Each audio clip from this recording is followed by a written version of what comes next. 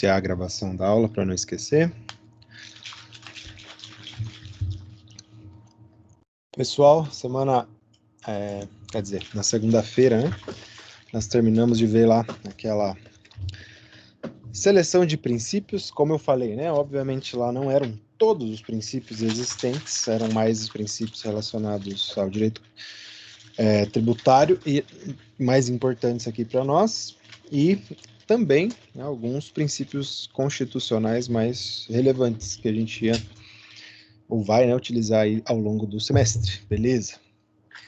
Agora, né, nós vamos entrar aqui na seara da competência tributária, do conceito de tributo, e eu coloquei no fim desses slides aqui, embora a gente não vá ter uma aula sobre isso, né, mas eu vou passar para vocês os artigos relevantes, que é sobre o repasse tributário, ou seja, quanto de cada tributo é repassado entre um ente da federação para outro, né? Então, os tributos recolhidos aí pela União, quanto é repassado desse valor para os estados, para os municípios, dos estados para os municípios, etc.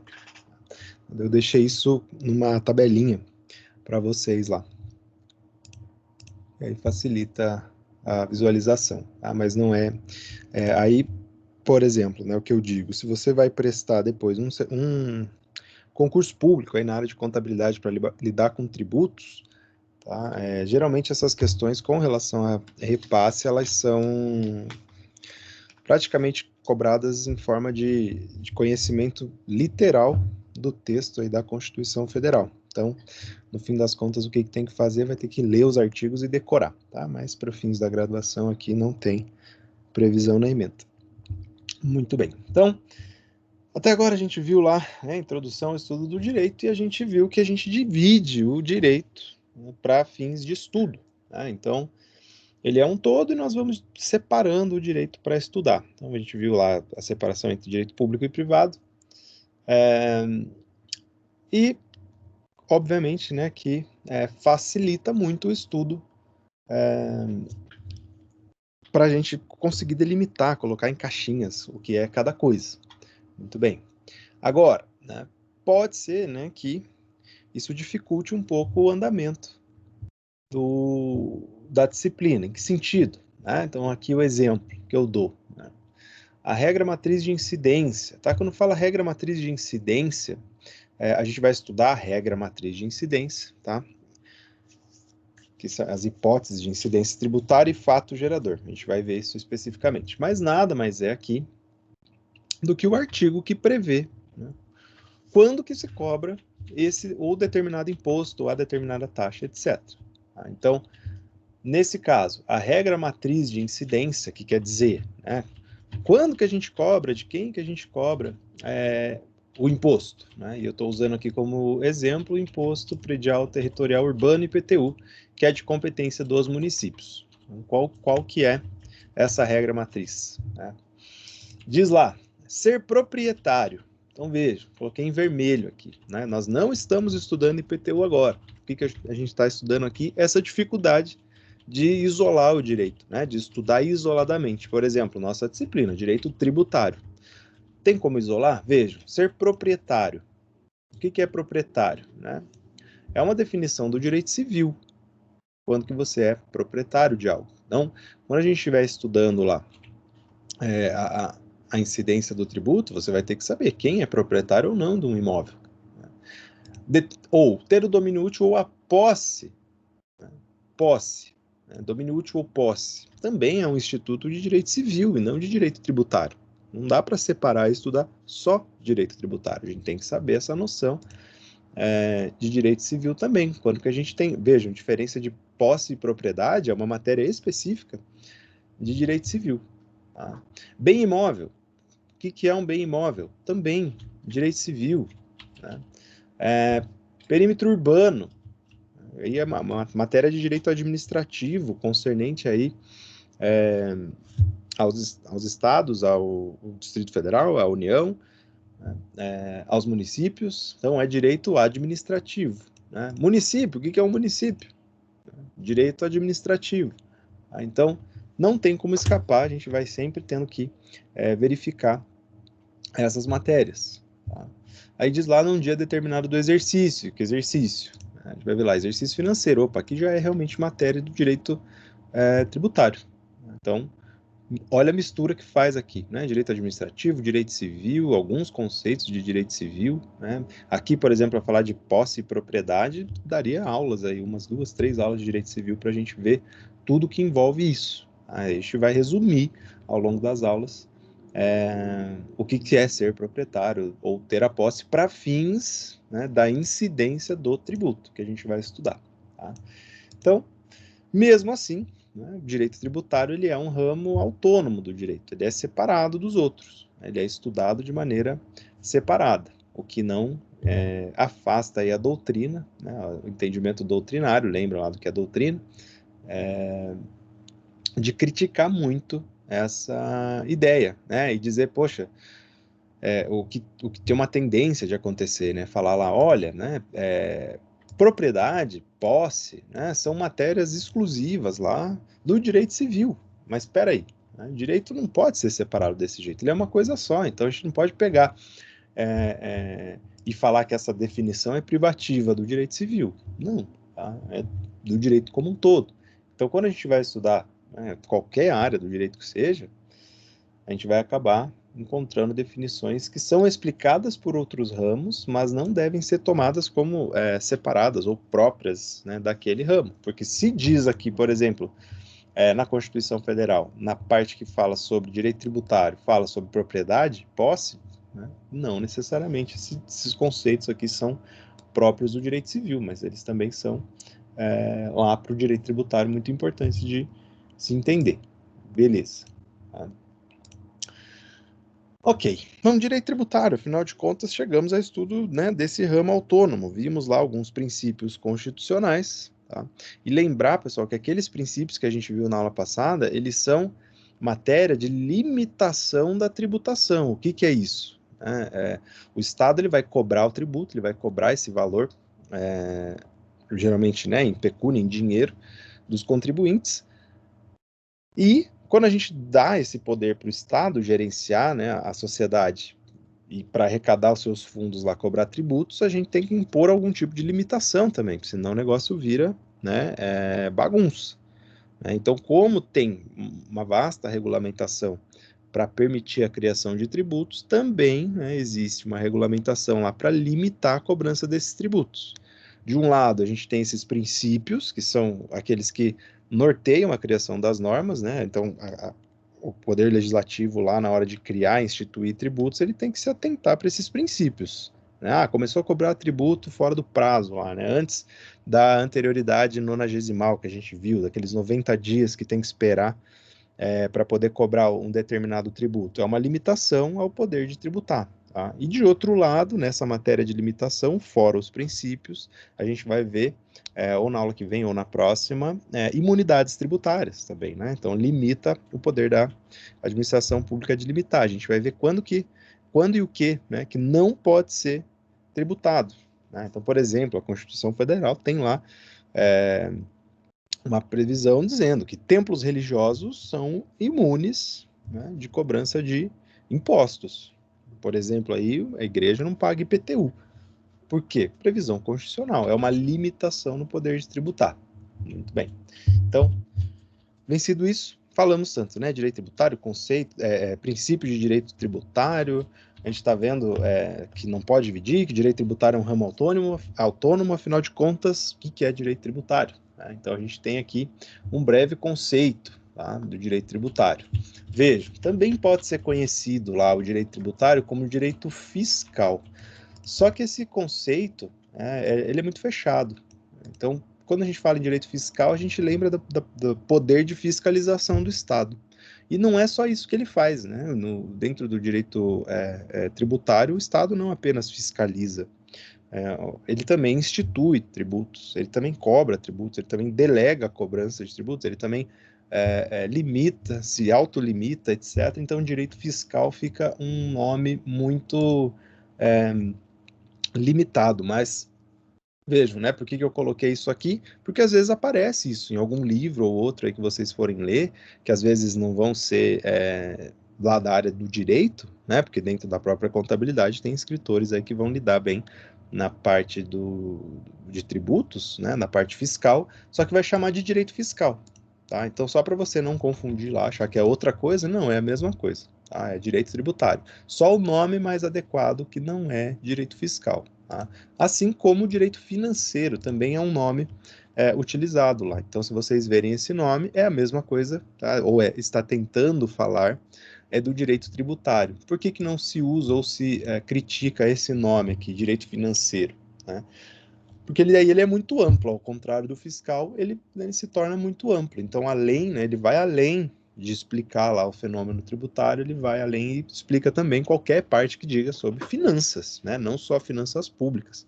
Mas a gente for discutir lá legalidade de juros com contratos de compra e venda, que seja a prazo, uma alienação fiduciária, etc. Falar em direito financeiro, você envolve isso também, que é uma parte do direito privado, nada a ver com direito público, né, que é o que a gente está vendo aqui no direito tributário. Mas, se vocês verem essa nomenclatura, direito financeiro, tá, geralmente eles utilizam como sinônimo de direito tributário. Direito tributário, então, fica um nome mais adequado para esse estudo do direito, desse ramo do direito, porque ele envolve tudo afeto a tributos, né? Então, criação, instituição, fiscalização, cobrança, limitação, etc. Tá? E qual que é o conceito, então, que eu trouxe aqui? O que é direito tributário?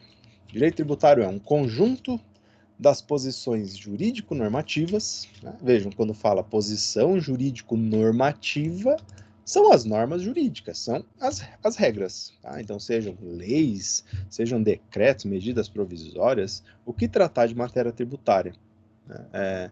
Por meio de norma, e a gente viu lá princípio da legalidade estrita, ou seja, né, sempre por meio de um meio legal, né? Não necessariamente precisa ser uma lei, mas pode ser o que tratar de matéria tributária, então é um conjunto dessas normas, tá? Que correspondem direta ou indiretamente, então não precisa ser estritamente estar dizendo que, né, institua, arrecada, fiscaliza, né, tributos. Não necessariamente precisa dizer diretamente, mas pode ser de maneira indireta também. Tá? E o que essas normas fazem de maneira direta ou indireta? O que elas tratam? Sobre a instituição, a criação, de tributos, a arrecadação desses tributos, como é que faz para arrecadar, e a fiscalização dos tributos, saber se o contribuinte está ou não está recolhendo, né? E se não tiver, o que se faz com isso, né? Como é que a gente faz para arrecadar esse tributo. Tá? Então, aqui é um conceito de direito tributário. Tá? Então, um breve conceito. Muito bem. Tributo, né? Antes da gente chegar lá no conceito ou na definição de tributo para a lei, aqui tem uma construção doutrinária que é interessante, né? Então, significações, né, da palavra lá, tributo, de acordo com a doutrina. Tá? Então, primeiro, tributo seria uma quantia em dinheiro. Tá? Então, tributo é aquele valor em dinheiro que você pega e paga, tá, para o Estado. Mas a primeira definição dele seria que tributo significa aquela quantia em dinheiro. Eu fiz aqui uma linhazinha, tá, que para explicar. Então, qual que seria o conceito de tributo primeiro aqui? Seria esse, né? Que está aqui no meio, que é o dinheiro, o valor que se vai pagar aí para a administração pública. Esse é o primeiro entendimento. Segundo, tributo pode ser a prestação correspondente a um dever jurídico do sujeito passivo. Quando a gente falar agora, a partir de agora, né, nessa disciplina, no direito tributário, em sujeito passivo, o sujeito passivo é quem paga o tributo. Então, é o contribuinte. Muito bem.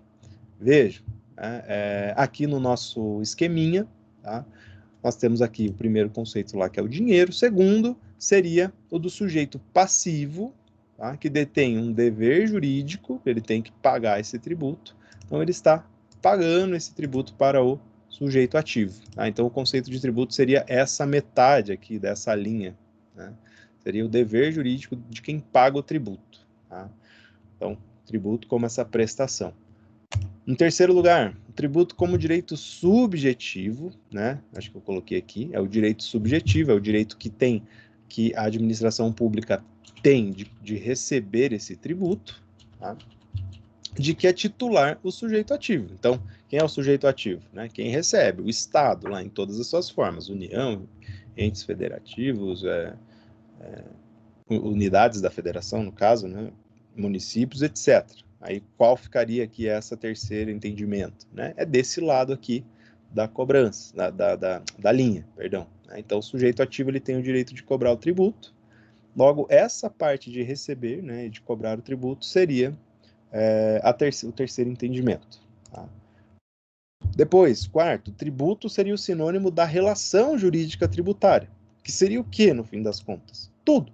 Tá? Então, a quantia em dinheiro paga pelo sujeito passivo, né, cumprindo esse dever jurídico de arcar lá com o direito subjetivo que detém o sujeito ativo. Vejam que, né, na construção teórica a gente consegue fazer uma utilização aqui dos termos de uma maneira que às vezes deixa um pouquinho confuso o tema. Por isso que eu fiz essa linha aqui, né?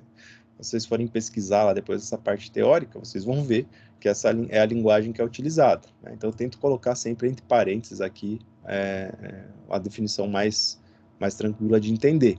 Então, vimos em primeiro que é o dinheiro, em segundo, né, tributo, quem paga, terceiro, tributo, quem recebe, quarto, tudo. A relação toda. Então, quem paga, por que paga, quem recebe, por que pode cobrar, o valor em dinheiro, o tributo envolveria tudo isso. Tá? Isso, vejam, são as ideias, né, o que foi se pensando para criar o conceito de tributo, tá? E como que a gente vai chegar nele. Tá? Quinto, né, tributo como norma jurídica tributária. Falar, poxa, então tributo nada mais é do que a norma jurídica tributária, a norma tributária que foi criada pelo Estado. Né? Então, dá um exemplo lá, artigo 153, inciso 3º da Constituição Federal. Deixa eu pegar ele aqui. Eu leio, estou sempre com a Constituição aberta aqui para a gente fazer a leitura. 153. Compete à União instituir impostos sobre, inciso 3º, renda e proventos de qualquer natureza. Pronto, que é um exemplo de norma jurídica tributária. O Estado criando uma norma para cobrar o tributo. Então, o tributo seria o quê? Seria essa norma jurídica tributária. Vejam que em todos eles vai faltando alguma coisa. E por fim, né, em sexto lugar lá, seria o tributo. No fim das contas, como a união de tudo isso. Né? Então, isso aqui foi uma construção teórica. Primeiro, se falava em tributo, você já pensavam em dinheiro. Aí fala, putz, falou em tributo, pensa, putz, eu tenho que pagar. Né? De um outro lado, falou em tributo, pensa, o Estado que precisa receber. Depois, falou em tributo, pensa, é o que eu tenho que pagar, quantia em dinheiro para o Estado fazer a sua arrecadação. Depois, como que o tributo é criado? Por meio de norma jurídica, por lei. Então, tributo é o que a lei diz que ele é, lá, do jeito que ele é criado. Por último, ele é tudo isso, envolvido. Né? Então, ele é a norma, ele é o fato, né? O fato aqui entendido como o fato que gera o dever de pagar o tributo. Por exemplo, lá que a gente viu do IPTU, né? Você ser proprietário, ter domínio útil ou posse de um bem imóvel, num determinado local do município. Então, isso é o fato. Se você tem um imóvel naquele local lá, detém a propriedade, incide a cobrança do tributo. Então, o fato está lá. E aí a relação jurídica é o que esse tributo, perdão, é que esse fato acaba acarretando, né? Uma relação jurídica sua com a administração pública, que cobra o tributo. Muito bem. Para tudo isso, né, para todas essas ponderações lá sobre o que é tributo, chegou-se à conclusão aí o nosso legislador do conceito de tributo, que é o que foi descrito pelo artigo 3º do Código Tributário Nacional. Tá? Então, o artigo 3º do CTN nos dá o conceito de tributo. Aqui, pessoal, qualquer concurso público, tá? Que seja de nível médio ou superior, que não seja da área jurídica, mas que haja lá uma prova de legislação, quase sempre tem uma questão que envolve o conceito de tributo. Tá? Então, para quem pretende aí fazer concurso, já começa aí a decorar, tá, essa descrição.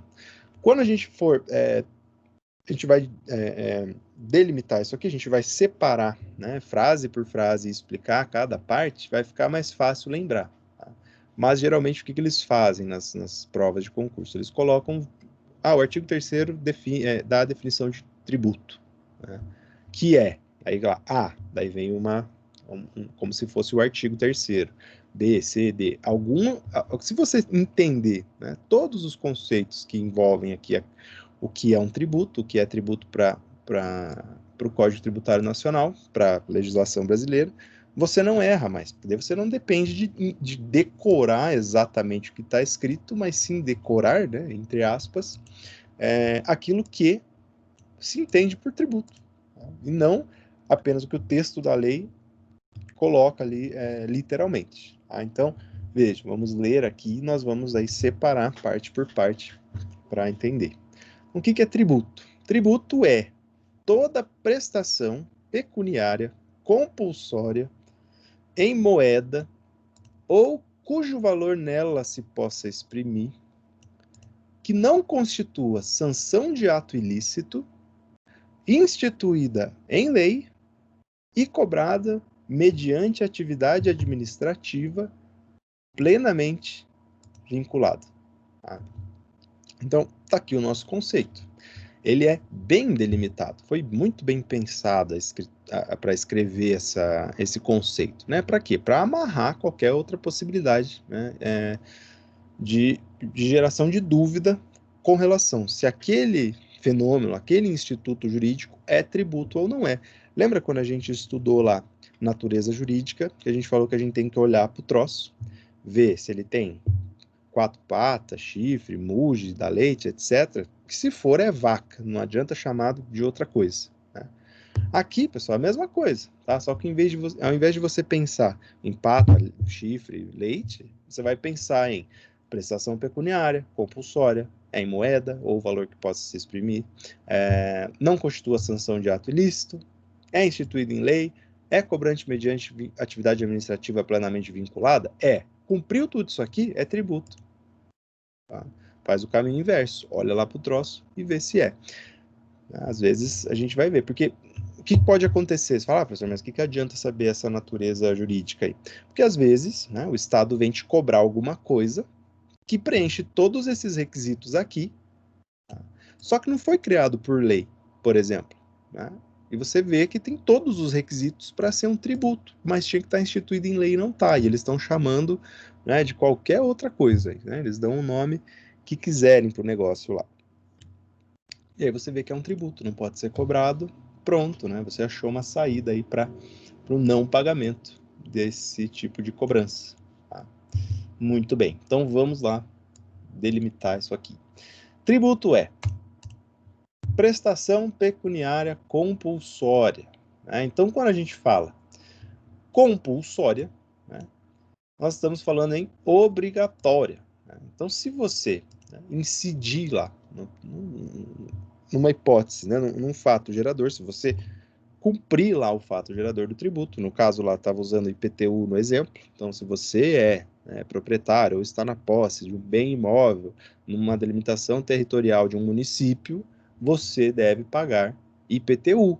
Esse pagamento, né, como a gente está falando o imposto é um tributo, ele é uma prestação pecuniária compulsória, ou seja, é uma prestação em dinheiro obrigatória.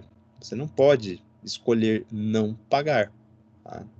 Aqui independe, tá, do sujeito passivo, independe do que você acha, quer ou não, você tem que fazer esse recolhimento. Tá?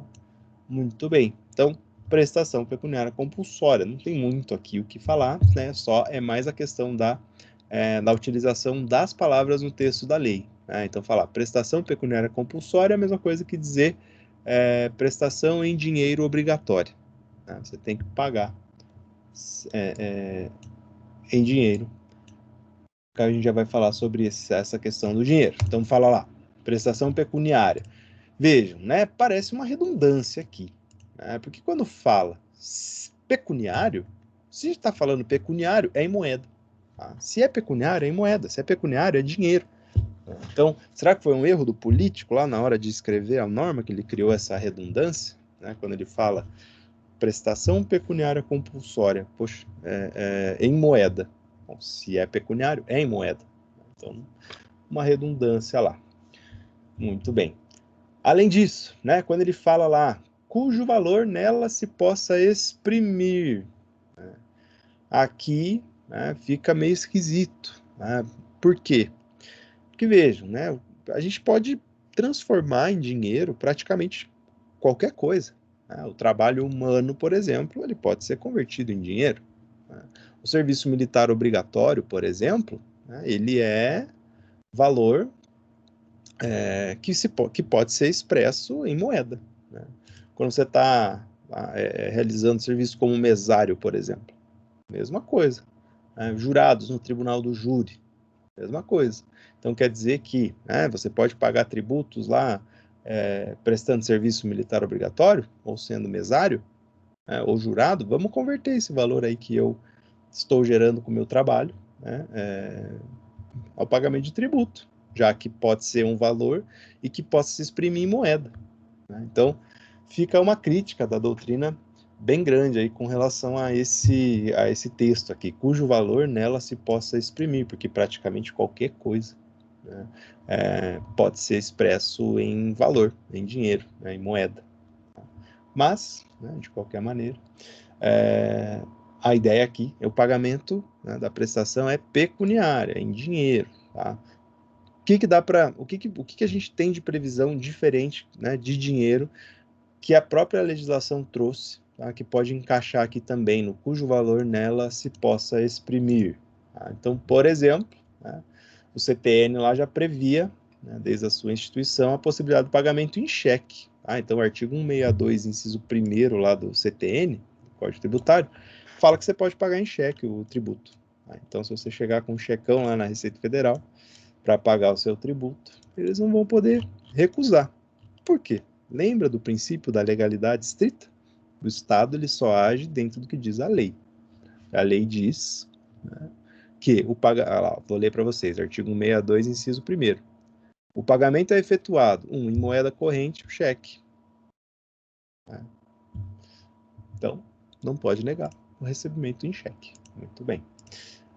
Depois, também, né, foi introduzido lá no CTN, em 2001, né, por meio de uma lei complementar, a possibilidade de ser realizada uma dação em pagamento, né? Então, quando a gente fala assim, né, pessoal, no dia a dia, assim, vou pagar a pessoa dando, né, eu dou um bem e um retorno, uma troca em dinheiro, um retorno em dinheiro lá. Então, vou comprar algo de 500, eu dou um objeto que vale 300 e mais 200 reais. Esse objeto que vale 300, para o direito, a gente traduz, né, o termo aqui utilizado se chama dação em pagamento, tá? Porque você está dando algo em pagamento. O CTN veio e previu lá, por meio de uma lei complementar de 2001, lei complementar 104, a possibilidade de pagar tributos usando imóveis. Tá? Então, tá lá a previsão, dação em pagamento em bens imóveis. Tá? Muito bem. Ainda, né? Não se admite tributo in natura. Tá? Então, você não pode pagar utilizando aí objetos. Né? Geralmente, o exemplo utilizado na doutrina é usar produtos agrícolas, né? Então, quem recolhe lá, por exemplo, o ITR, né? O Imposto sobre Território Rural, produz lá café, laranja, sei lá o que, né? De produto agrícola, e quer utilizar isso como forma de pagamento. Fala, o Estado, não tenho dinheiro, mas tem aqui uma bela safra de café para pagar meu tributo, aí tá valendo tanto café, etc., então eu pago com café. Não pode, tá? Não se admite. Muito bem. Então, prestação pecuniária em moeda ou valor que nela se possa exprimir. Muito bem. Avançando. Aqui, legal. Não constitua sanção de ato ilícito. Né? Geralmente, o que é uma sanção de ato ilícito? né? Quando você fala que o Estado vai te cobrar algo, tá? Então, uma cobrança, né, obrigatória em dinheiro, que seja sanção de ato ilícito, né, que esteja te punindo por alguma coisa, geralmente é uma multa. Então, essa parte do artigo, ela está excluindo a gente, falando, olha, se for multa, não é tributo. Porque ele diz, não pode ser sanção de ato ilícito. Por isso, né, o fato que vai desencadear o surgimento da obrigação de pagar tributo, aquela hipótese de incidência, ela não pode ser ilícita. Né? É meio óbvio, mas é parte do conceito. Tá? Então, a gente tem que separar, né, o que é sanção.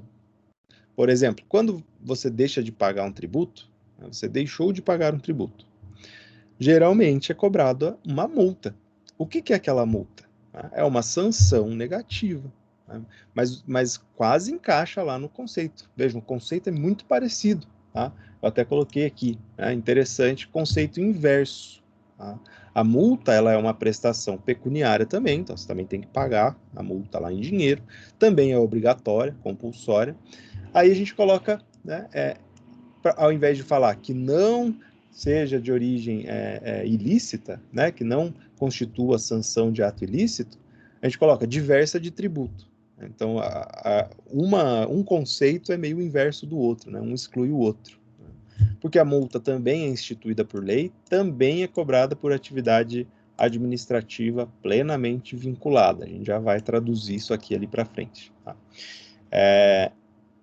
Aí, já que a gente comentou sobre multas, né, que essa cobrança administrativa do Estado, existem dois tipos de multas. Tem a multa punitiva, então é aquela multa, né, que você infringiu uma norma e o Estado está te punindo. Então, quando fala uma multa punitiva, ela tem um viés sancionatório, é uma sanção negativa, está te punindo por algo. Essa é uma espécie de multa.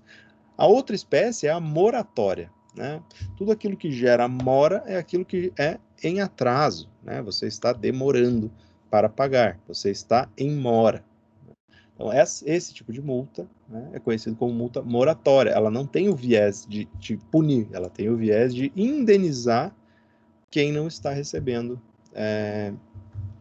o valor no prazo adequado. Tá? Então, geralmente, quando você faz um acordo lá no Poder Judiciário, né, entra com a ação, faz um acordo, né, coloca lá, não, a fulano vai me pagar, então, da indenização que eu pedi lá, R$5.000. Se até data X. Se não pagar, incide lá 50% de multa sobre esse valor. Que tipo de multa é essa?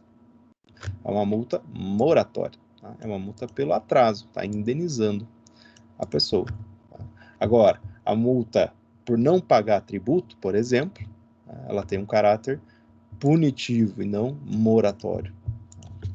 E aí aqui a gente consegue sempre separar, né, tributo de multa. Muito bem. Próximo lá, né, afeta ao princípio da legalidade. O tributo ele é sempre instituído por lei. Né? No artigo diz instituído em lei, né? Instituído por lei. Né? Princípio da estrita legalidade. Né? Aqui eu trouxe os artigos, né, para a gente ver lá. Então, o artigo 5º, inciso 2 da Constituição diz: ninguém é obrigado a fazer ou deixar de fazer alguma coisa senão em virtude de lei. Já começa por aqui. Depois, lá na parte específica da Constituição sobre direito tributário, né, temos o artigo 150, que fala: sem prejuízo de outras garantias asseguradas ao contribuinte, é vedado à União, né, então é proibida à União, aos estados, ao Distrito Federal e aos municípios, inciso 1º, exigir ou aumentar tributos sem lei que o estabeleça. Então, obviamente, dentro do conceito de tributo, eu teria que dizer que tributo é aquilo que tem que ser instituído em lei. Tá? A própria Constituição já prevê isso num artigo separado, que não é do conceito de tributo, mas diz, olha, não tem como exigir ou aumentar tributos sem uma lei que estabeleça. Tá? Estabeleça o quê? A cobrança ou o tributo em si. Tá? Também, né, temos lá o artigo 97 do CTN. Deixa eu ir aqui. CTN. Artigo 97, olha lá o que diz. Artigo 97. Somente a lei pode estabelecer, dois pontos. E aí vem um rol aqui de previsões. Então, somente a lei pode estabelecer o quê? Inciso 1º, instituição de tributos ou a sua extinção. 2, a majoração de tributos ou a sua redução. 3, a definição do fato gerador da obrigação tributária principal. A gente vai ver fato gerador, né? Depois. 4, a fixação de alíquota do tributo e da sua base de cálculo. 5, a combinação de penalidades para as ações ou omissões contrárias a seus dispositivos. Aqui ele está tratando de multa também, né? Falando para a gente lá, multa também instituída em lei. 6, as hipóteses de exclusão, suspensão e extinção de crédito tributário, né? Ou dispensa ou redução das penalidades, né? Que pode acontecer aí. Por exemplo, né, o pessoal conhece muito lá o Instituto do Refis, né? Você faz lá um parcelamento dos tributos devidos e com isso, por exemplo, né, é afastada a responsabilidade penal. Então, por isso que a gente chama lá a lei penal que trata sobre sonegação de impostos, etc., de lei sorvete na testa, né? Porque aquele que não paga tributo depois faz um parcelamento e fica livre aí das consequências criminais da sonegação. Mas a gente vai falar nisso mais para frente. Muito bem. Depois, o que mais? Cobrado mediante atividade administrativa plenamente vinculada. Então, o que é uma atividade administrativa plenamente vinculada? Então, atividade administrativa são os atos da administração pública. Então, a administração pública tem que praticar um ato, tá? E plenamente vinculado, tá? Plenamente vinculado ao quê? A um documento, a um procedimento, tá? Então, a cobrança, né, ela se dá por esse ato administrativo e se chama lançamento tributário. Tá? Então, a matéria que vai ensinar para a gente lá como que a administração pública cobra o tributo, e se aquilo está correto, não está, quais são as regras disso, é o lançamento tributário. Tá? Obviamente, ela deve ser feita por via documental. Jamais pode-se discutir a exigência, né, ou a exigibilidade de um tributo de maneira oral. Né? Você chega lá um fiscal da Receita e fala, você deve XYZ, me pague aqui agora. Ou, né, vai lá no banco, faça uma transferência para essa conta. Não, nunca façam isso. Deve ser sempre da maneira, lembrem lá do devido processo legal, né? Envolve aí o lançamento tributário. Então, essa é a tradução de atividade administrativa plenamente vinculada. Tá? Nesse viés ainda, né? Aqui a administração pública ela não tem flexibilidade na cobrança ou em negociar, a não ser que haja uma lei lá autorizando. Né? Então, a gente vê que existem lá incentivos fiscais, etc., né? Que podem ser negociados, mas depende de lei, princípio da estrita legalidade. Tá?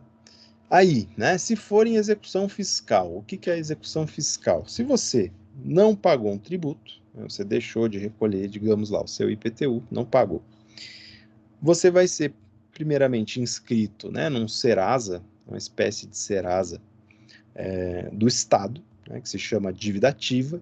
Então, você vai ter lá a inscrição do seu nome na dívida ativa.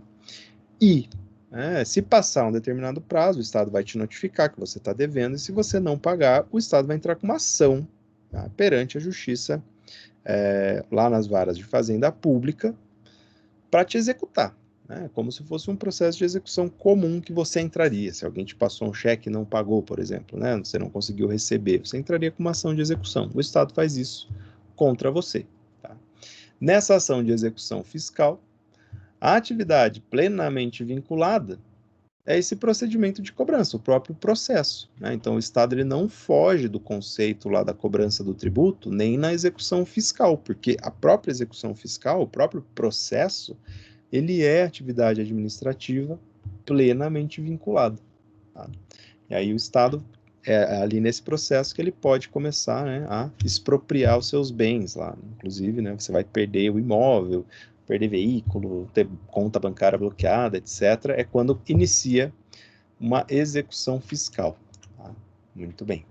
Lembrando também, né, pessoal, que em execução fiscal depois você também pode fazer acordo com o Estado, você vai lá conversar com o procurador que ingressou com a ação, você vai fazer uma proposta, ou eles vão fazer uma proposta de parcelamento, etc. Tem bastante solução aqui ainda, mas a ideia aqui é entender que atividade administrativa plenamente vinculada ou é o lançamento tributário, que se resume, né, na confecção de um documento, né, que demonstra lá que você incidiu naquele tributo, que você tem o dever de pagar, e ele é um documento. Tá? Aí a gente vai ver questão de prazo, etc. Tal. E para a execução fiscal, né, depois que esse tributo já foi cobrado de maneira, no meio administrativo, quando ele estiver no meio judicial, que é na execução fiscal, a atividade plenamente vinculada é o próprio processo. Né? Então, porque daí o Estado ele tem que seguir o devido processo legal lá, tem o mesmo procedimento de qualquer outra execução. Tá?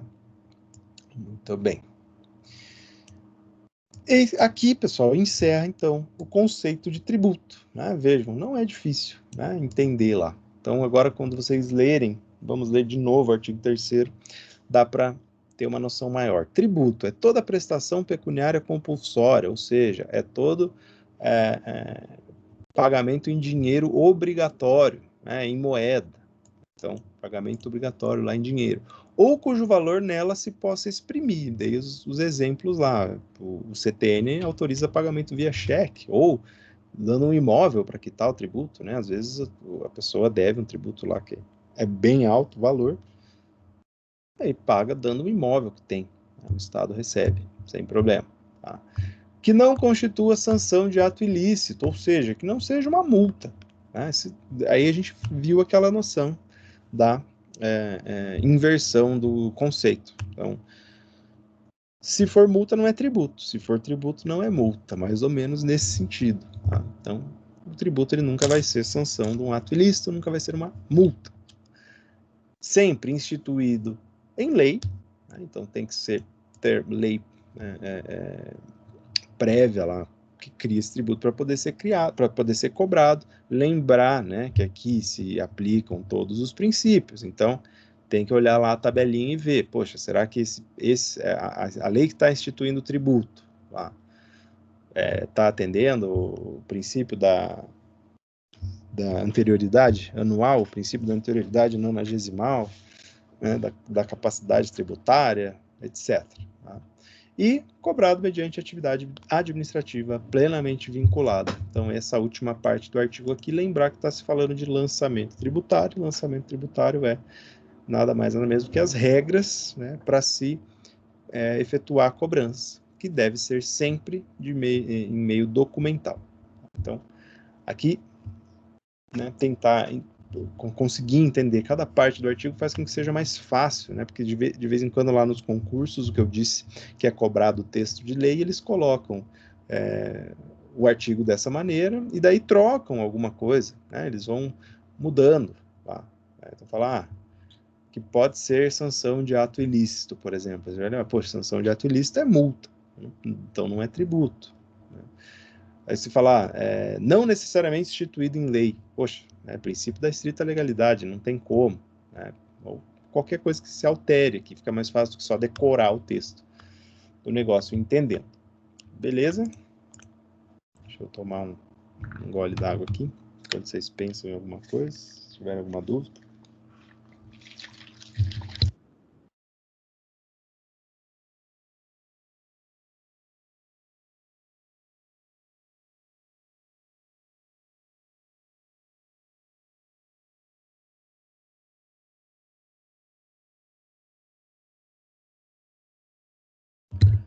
Beleza. Muito bem, vamos então avançar. Depois disso, né, vamos falar um pouco sobre competência tributária. Também não é tanta coisa para ser falado, mas a competência tributária nada mais é que a aptidão para criar tributos. Né? Então, vocês gravem agora, né, competência com criar tributos. Porque a Constituição Federal, ela vem e diz para a gente quem é que pode instituir qual tributo. Então, é ela que delimita quais são os tributos que a própria União vai criar, quais são os tributos que os estados e o Distrito Federal vão criar e quais são os tributos que os municípios vão criar. Quando a Constituição ela diz lá, né, compete aos estados. Quando ela fala isso, ela está falando em competência. Qual estado tem competência? Quer dizer, qual ente federativo tem competência para criar os tributos? Eu estou falando para vocês decorarem isso, por quê? Porque pode gerar uma confusão entre competência e capacidade tributária, tá? Como soa meio parecido, né? Competência e capacidade, às vezes se confunde. Então, não só, né, para além do concurso público lá, que vai tentar confundir você com esse tipo de termo, também, né, para nossa avaliação, vai ser importante vocês saberem essa diferença. Então, olha a dica aí do que pode cair na prova. Competência, muito bem. Então, a Constituição diz para a gente qual ente federativo pode criar qual tributo, tá? E, em regra, esses tributos são criados por meio de lei ordinária. Tá? Tem 4 casos, tá, na Constituição Federal que diz que elas não são criadas por lei ordinária, mas sim por lei complementar.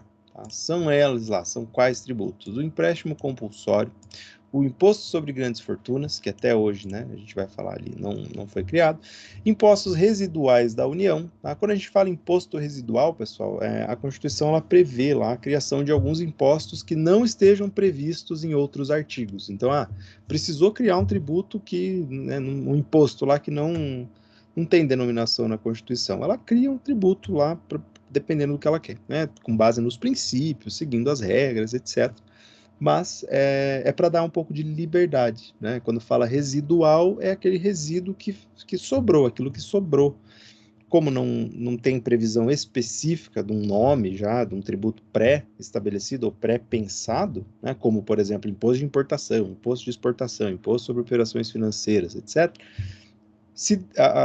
e como é dependente da lei, né? Da possibilidade aí de seguir a estrita legalidade, quer dizer, é obrigatória seguir a lei, então a Constituição ela já prevê essa questão do imposto residual, que seria o quê? Um imposto que não seja qualquer outro que já esteja previsto, é meio que para dar liberdade para a União criar tributo. Tá? E contribuições da Seguridade Social também residuais. Tá? Isso está tudo previsto na Constituição. Aqui, só para dizer, né, a maioria vai ser criada por lei ordinária, tá? E apenas essas aqui a Constituição exige que sejam criadas por lei complementar. Agora, né, consequência disso, se, por exemplo, um empréstimo compulsório for criado por meio de lei ordinária, o que acontece com essa lei? Ela é inválida, mas por quê? Porque ela é inconstitucional. Quem diz que tem que ser criado por lei complementar o empréstimo compulsório é a Constituição Federal. Se não for, essa norma ela é inconstitucional. Não vale. Tá? Já que eu toquei nesse assunto, eu tinha falado lá na pirâmide de Kelsen sobre lei ordinária, lei complementar, etc. Eu vou falar para vocês agora, eu trouxe aqui, né, para a gente não deixar de fora isso, como é que funciona lá para criar lei ordinária ou lei complementar, para a gente saber. Né? Então, vejam, a lei ordinária ela é mais simples de ser criada. Né? Não tem tanta dificuldade lá para o Congresso ou para o Senado em criar, aprovar uma lei ordinária.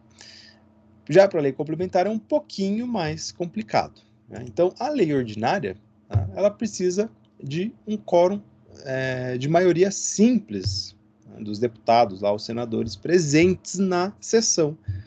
Então, se participaram da sessão, vamos dizer, 50 deputados, a maioria simples são 25, que é metade, mais um. Então, é metade mais um. De quem? Dos presentes. Isso é maioria simples. Então, se em algum lugar aí perguntar, né, o que é maioria simples lá para fins de criação da lei, a maioria simples é a maioria dos presentes no dia lá da votação da lei. Já a lei complementar diz lá que exige quórum qualificado, ou seja, maioria absoluta. que é a maioria absoluta? Não é a maioria dos presentes, é a maioria do total, né? Então, se o total de deputados lá é 80, se participarem, né, no dia lá de uma votação, por exemplo, 39, né, ou 40 que seja, já é impossível aprovar a lei complementar, porque eu preciso da maioria absoluta, ou seja, tem que ter pelo menos metade mais um de todos os deputados ou senadores. Tá? Então, é muito mais difícil aprovar uma lei complementar. Tá? Agora, tem decisão do STF de que não tem diferença na hierarquia, né, de forças entre a lei complementar e a lei ordinária. Tá? Agora, isso aqui eu coloquei aqui sobre um risco, né, de vocês não confundirem lá. Não é porque ele entendeu que não tem hierarquia, que pode criar lei ordinária se a Constituição exigir, por exemplo, lei complementar para aquele assunto. Tá? Aí, como eu estou fazendo com vocês, né, essa matéria é o último semestre para vocês aí, vocês já vão se formar, direito tributário é realmente uma matéria mais densa, teórica, né, então a gente vai ver mais ementas aqui. Então, aqui está a decisão do Supremo Tribunal Federal que decidiu lá que não existe hierarquia entre lei ordinária e lei complementar, elas teriam a mesma força. Tá? Mas ele faz a ressalva que eu fiz para vocês. Lá, o recurso extraordinário 377457 falou que inexistência de hierarquia constitucional entre lei complementar e lei ordinária. São espécies normativas formalmente distintas, exclusivamente tendo em vista a matéria eventualmente reservada à primeira pela própria Constituição Federal. O que isso quer dizer, no fim das contas? Né? Que se a Constituição Federal prevê que uma matéria tem que ser criada por lei complementar, e essa matéria for criada por lei ordinária, a lei ordinária não vale, porque a matéria era reservada para a lei complementar. Agora, num conflito de interesse entre a lei complementar e a lei ordinária, né, por exemplo, tem um conflito lá, qual que prevalece? Como que a gente vai dar conta disso? A lei complementar foi criada porque a Constituição disse, né, foi porque a Constituição exigia? Sim, então ela tem mais força, a hierarquia dela ela é maior. Tá? Então vejam lá, né, aqui daí eles falam qual é a lei que estava em conflito. A lei, o artigo 56 da Lei 9.430 de 96, não precisa decorar nada disso, né? Só estou informando vocês lá, que quando aparecer lei e o número, lei número tal, isso é uma lei ordinária. Tá? Pode ser uma lei ordinária federal, estadual, municipal, mas diz só lei ordinária. Agora, aí diz lá, então, conflito entre artigo 56 da lei tal e o artigo 6º, inciso 2 da Lei Complementar 70 de 91. Está dizendo aqui, ó, não se resolve por critério hierárquico. Não é porque uma lei é mais forte que a outra, mas sim constitucionais, quanto à materialidade própria a cada uma dessas espécies normativas. Traduzindo, a lei complementar, ela só é feita porque a Constituição prevê que tem que ser por lei complementar. É quase dizer assim, né? Dizer o óbvio, falar, olha, o que vale mais então é a Constituição Federal. Então, se a matéria está prevista em lei complementar e foi prevista pela Constituição, ela tem um valor maior. Não é porque a lei complementar é mais forte do que a lei ordinária. Não, é porque é matéria constitucional. Tá? Beleza. Então, aqui fica, né, dessa aula, o devaneio teórico aí para vocês refletirem durante o fim de semana, aí, né? Pesquisarem a jurisprudência e entenderem lá a diferença entre a hierarquia das normas. Muito bem. Tá? Então, estamos falando aqui de competência tributária. Na competência tributária a capacidade de criação de tributos que a Constituição Federal repassa para os seus entes, né? Então, para os entes da federação, para a União, para os estados, para o Distrito Federal. A maioria delas, em regra geral, é criada por lei ordinária, algumas delas por lei complementar. Está ali no slide quais são as possibilidades. E elas têm características. Né? Então, quais são as características da competência tributária? Primeiro, né, a característica dela ser privativa ou exclusiva. Né? Então, a Constituição Federal ela indica qual ente responsável pela criação do tributo.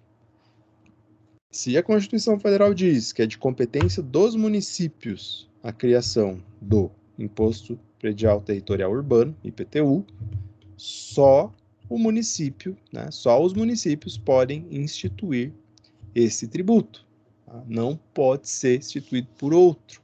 É privativa, tá, a competência desse tributo, da criação desse tributo, ou é exclusivo, só o município pode. Muito bem.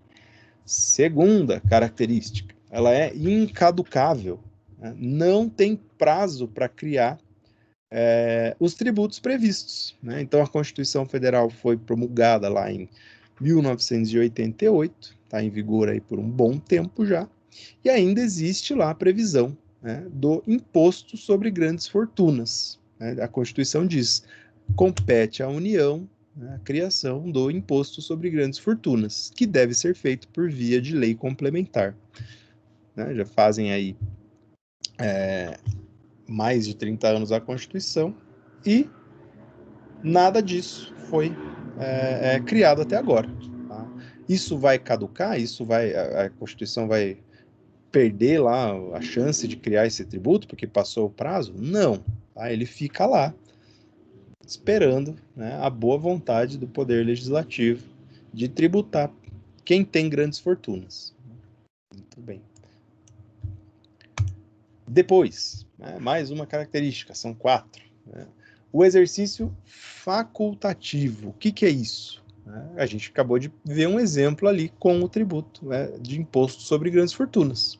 O ente federado, ele tem discricionariedade, tá? Então, esse é um termo que aparece também bastante quando a gente fala aí de administração pública, né? Que é um juízo de conveniência e oportunidade. São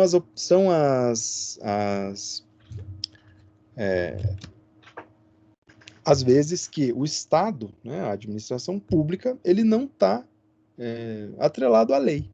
Né? Ele não está a lei não demanda nada dele, ele pode fazer quando ele quer ou quando ele não quer. Não tem uma exigência que ele faça. Então, por exemplo, como a gente viu que não tem prazo para a criação do tributo, o ente federativo lá, o ente federado, ele pode ou não criar o tributo. Ele tem essa liberdade. Ele cria quando? Né? Ah, não, é obrigatório criar em 6 meses. Não, não tem. Ele cria quando ele quiser. Por isso a gente fala em discricionalidade, ou é juízo de conveniência e oportunidade. Ele cria quando ele quiser. Tá? Então, diz lá no artigo 8º do Código Tributário Nacional, o não exercício da competência tributária, né, então não institui o tributo, não a defere a pessoa jurídica de direito público diversa daquela que a Constituição tenha atribuído. Qual que é a tradução disso aí? Se um Estado, né, que é responsável pela instituição do ICMS, por exemplo, não instituiu o ICMS, né, ele deixou quieto. Ah, no meu Estado não cobra ICMS, não criei esse tributo. Não vai automaticamente transferir essa responsabilidade, essa competência, para alguma outra pessoa jurídica de direito público, ou seja, para o município, por exemplo. Ah, fazem desde a promulgação da Constituição, 30 e poucos anos, a Constituição Federal não criou o imposto sobre grandes fortunas. Acho isso um absurdo. Eu, governador do estado do Paraná, então, vou lá e vou instituir esse imposto, porque aqui no Paraná, quem tiver grande fortuna vai pagar esse imposto. Não pode. A lei, isso é competência tributária. Né? Ele não pode criar, porque isso é competência da União, mesmo que a União escolha não criar. Tá? Existe uma previsão na Constituição Federal, né, dos famosos remédios constitucionais lá. Né? Um deles todo mundo conhece muito bem, que é o habeas corpus. Né? Então, para você buscar aí a liberdade, habeas corpus significa traga-me o corpo, né? Ou seja, vamos discutir essa prisão aí rapidamente, se ela é devida ou não é. Aí nós temos um segundo lá, que é o habeas data, né? Então é para administração pública ou não só administração pública, mas para quem tem o dever de demonstrar dados, né, ou trazer documentos, etc., tem que fornecer documentos. Se você está tentando buscar um documento que não está sendo fornecido por alguém, você pode utilizar esse remédio do habeas data, né? Aí nós temos também o mandado de segurança, que é uma ação constitucional lá para afrontar decisões, né, da autoridade pública, né? Então, quando você tem algum problema num concurso público, por exemplo, né? O concurso público, obviamente, ele é um evento promovido pela administração pública. Se algo que aconteceu durante aquele concurso público, né, foi contra a lei ou você se sentiu prejudicado contra esse ato de autoridade, você ingressa lá com um mandado de segurança para conseguir ter o seu direito reconhecido. E, por fim, o último dele se chama mandado de injunção. É um nome bem estranho. Mas para que ele serve? É para tentar forçar a administração pública a criação da norma. Poxa, não tem lei que regula essa matéria, a gente não sabe o que fazer. Eu ingresso com um mandado de injunção lá para forçar a administração pública a me dizer, o que eu faço nesse caso? Então aí tentaram, né, entrar com ação, com um mandado de injunção para tentar forçar o legislador a criar lá o tributo do imposto sobre grandes fortunas, né? Mas encontrou barreira aí nesses artigos, né, que diz lá que não criar o tributo é discricionário do Estado. Ele pode fazer ou pode não fazer, partindo do quê? Do que ele acha, do que ele quer. Então, se o Estado não quiser inventar lá e criar esse tributo, ele não precisa, tá? Então, lembrem dessa, o exercício da criação dos tributos, ele é facultativo, o Estado faz se ele quiser ou não. Muito bem. E por último aqui, né, ele é indelegável. Então, a competência tributária, ela não pode ser delegada. Vejam, tudo meio que caminhou no mesmo sentido aqui nas características, né? A União, se ela quiser, né, falar assim, olha, eu sou responsável por instituir o imposto de renda, mas eu não estou afim. Eu vou transferir essa competência para os estados, né? Aí vem lá o legislador e fala, ô Câmara dos Deputados aí, Assembleia Legislativa do Estado do Paraná, eu não vou criar imposto de renda, vocês criem do jeito que vocês quiserem. Não pode, é indelegável, tá? Então, essa criação dos tributos não pode ser delegada. Importante que eu tinha falado para vocês, não confundir competência com capacidade tributária. Né? A capacidade, ela é delegável, a competência não é. Então, a competência é para criar, a capacidade é para cobrar o tributo. Tá? Então, por exemplo, a União tem que instituir o imposto de importação, mas nada impede que elas repassem, por exemplo, né, da Receita Federal para a Receita Estadual fazer a cobrança desse tributo de importação. Então, a capacidade ela pode ser delegada, mas a competência não pode. Então, não confundam capacidade com competência. É uma coisa bem tranquila, né, de ser cobrada em concurso que você vai acabar confundindo se não estiver atento. Muito bem.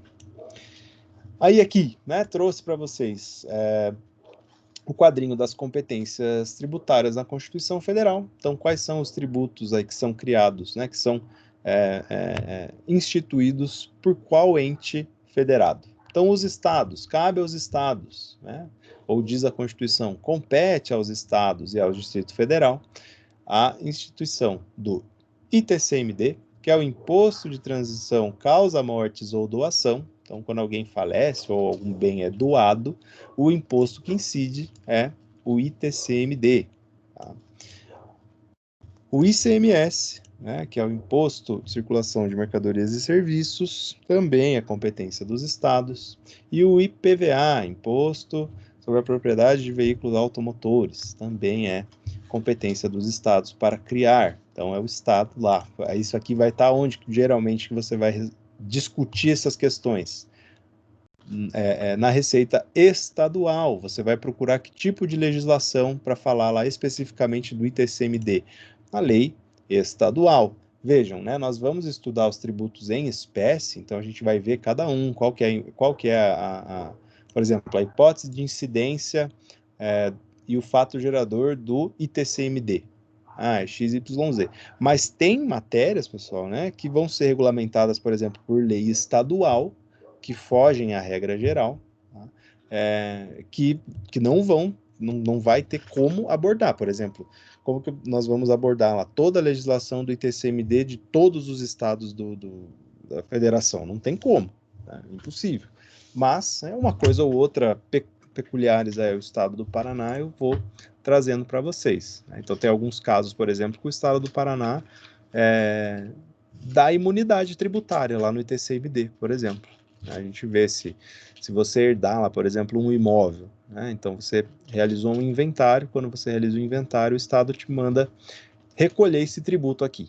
Tinha um imóvel, né, que era por exemplo, da minha avó, ela faleceu, passou para mim. Aí vai ser cobrado ITCMD.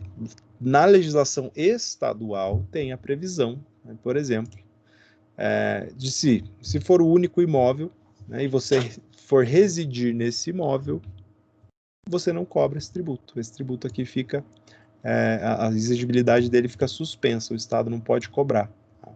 O que acontece geralmente? Eles cobram, né? E aí você tem que ir atrás lá, recorrer, etc., discutir. Isso é a parte mais importante, aí eu acho que seria, né, tanto para o contador quanto para o advogado que atua nessa área tributária, né? Aí qual que vai ser o exercício para vocês, né? Vai ser ler a legislação estadual daquilo que vocês eventualmente forem atuar, mas a regra geral, né, as hipóteses de incidência, a gente vai estudar, que daí é parte da disciplina diretamente de direito tributário. Muito bem.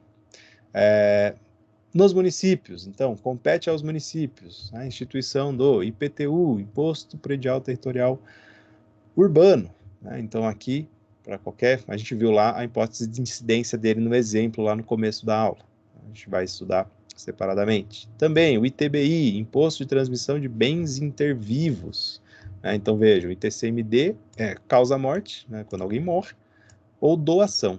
O ITBI é transmissão de bem intervivo. Então, geralmente é nos casos aí de compra e venda, né, ou repasse. A gente vai ver lá se uma empresa fundir com a outra, né, houve uma fusão de uma empresa, e daí os imóveis que pertenciam à fundida vão passar para a que realizou a fusão. Vai pagar ITBI, será? Por exemplo, a gente vai ver incídio ITBI, esse tipo de coisa que é interessante ver. Depois, imposto sobre serviços também é de competência dos municípios. Ok, então esses daqui são os previstos na Constituição. Já a União, vocês podem perceber que eles têm, né, uma gama um pouquinho maior aí de tributos para serem criados, né? Então nós temos lá II, imposto de importação, IE, imposto de exportação, IR, né, imposto de renda, tanto pessoa física como pessoa jurídica. IPI, imposto sobre produtos industrializados. IOF, imposto sobre operações financeiras. ITR, imposto sobre territorial rural. IGF, imposto sobre grandes fortunas. Esse aqui ainda não foi criado. Impostos residuais, aqueles que são criados porque, né, faltou previsão, que qualquer um desses aqui não atendem. E daí temos impostos extraordinários, que eu escrevi errado aqui,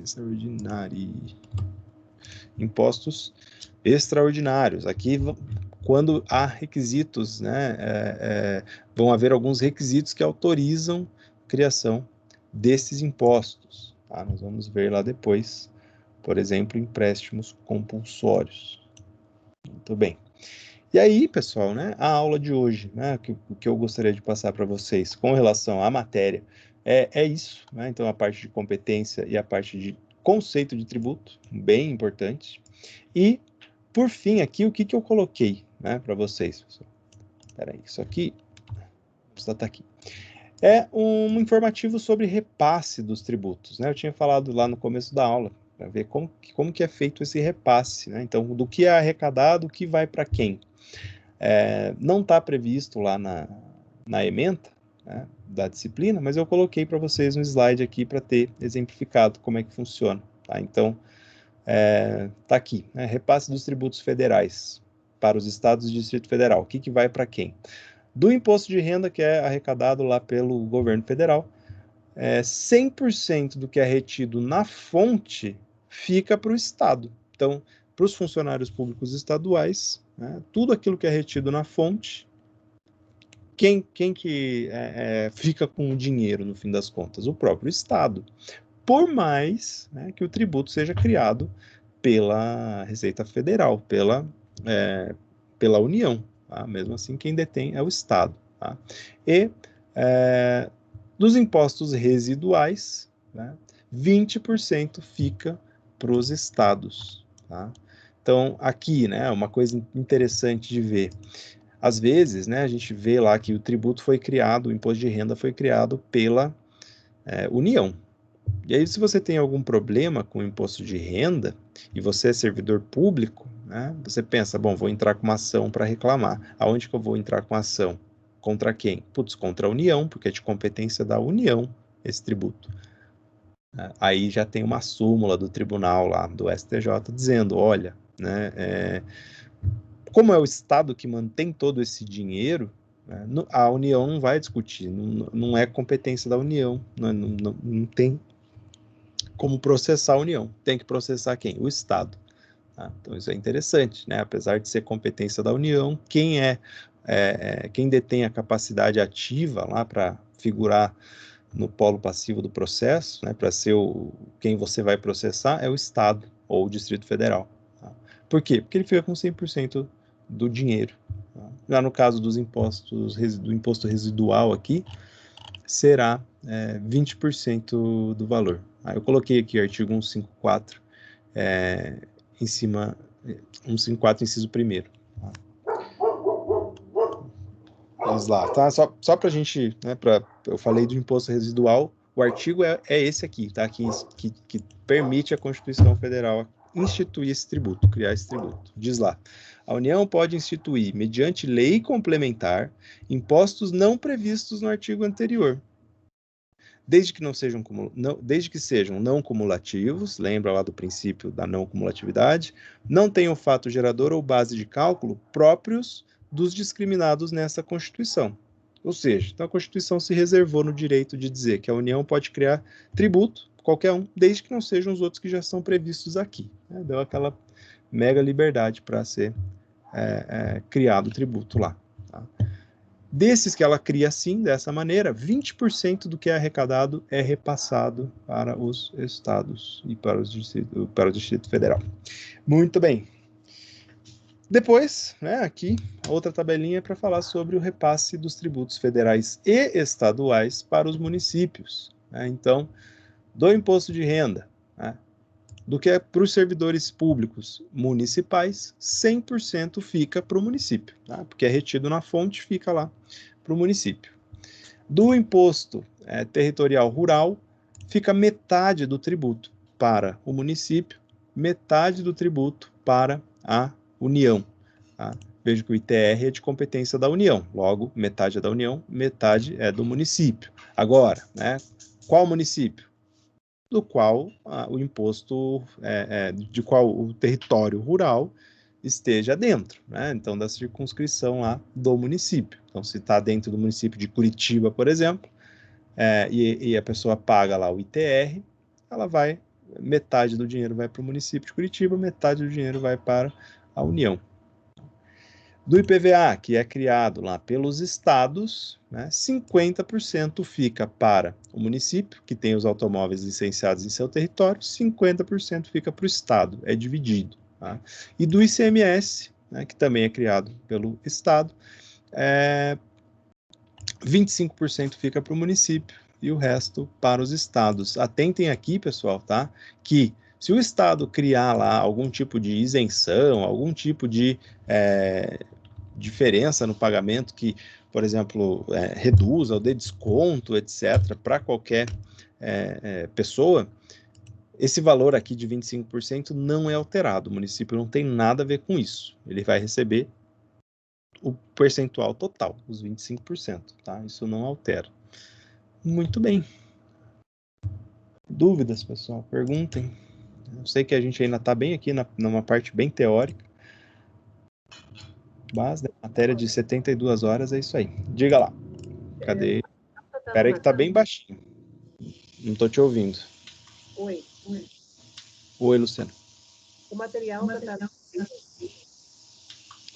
Ainda não disponibilizei esses slides ainda. Eu estou subindo as aulas para o YouTube lá naquele canal, agora mudou aqui a dinâmica do Microsoft Teams, né? Antes eu baixava direto do site do Streams, agora estou tendo que baixar do chat. E algumas aulas estão dando problema lá para conseguir pegar. Mas você já tem o link das aulas do YouTube? Eu tenho, mas eu não consigo, às vezes, é bem complicado. Tem muita coisa, então está bem confuso para saber, né? As aulas tudo bem, mas eu queria um material para começar já a estudar para a prova. Tá, eu vou criar então na segunda-feira eu vou criar um drive e aí eu vou subir lá para o Matheus o link do drive e eu devo subir as aulas também pro sistema Matheus. Tá? Ah, então tá. Obrigada. Imagina.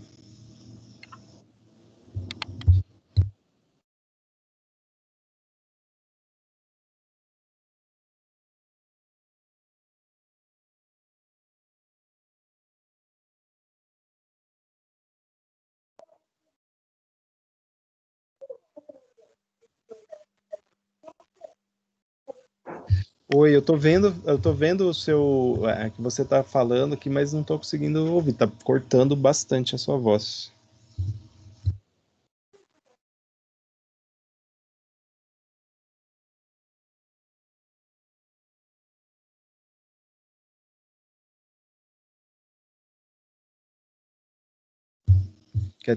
Você não consegue mandar pelo chat ou quer tentar de volta falar? Eu tô vendo aqui que tá acendendo para você falar, mas eu não tô conseguindo entender.